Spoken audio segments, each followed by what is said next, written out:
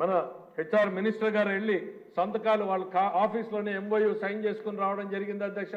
తొలి దశలోనే 10,000 ఉద్యోగాలు వచ్చేటట్టు, తొందరలోనే మళ్ళీ దాన్ని ఎక్స్పాన్షన్కి తీసుకెళ్లేటట్టు అధ్యక్ష.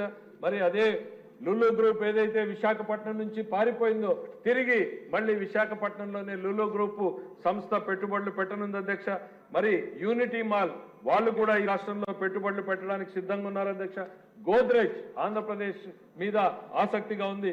దాదాపు 2,800 కోట్ల రూపాయల పెట్టుబడులు పెట్టడానికి కూడా గోద్రేజ్ సంస్థ ఇప్పటికే చర్చలు ప్రారంభించింది అధ్యక్ష. భారీ పెట్టుబడులు పెట్టడం కోసం బ్రూక్ఫీల్డ్ సంస్థ అధ్యక్ష.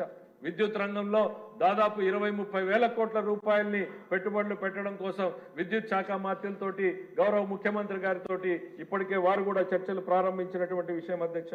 మరి హెచ్సిఎల్ మరి ఇప్పటికీ మరో 15,000 మందికి ఉద్యోగాలు ఇచ్చే రకంగా అభివృద్ధిని వాళ్ళ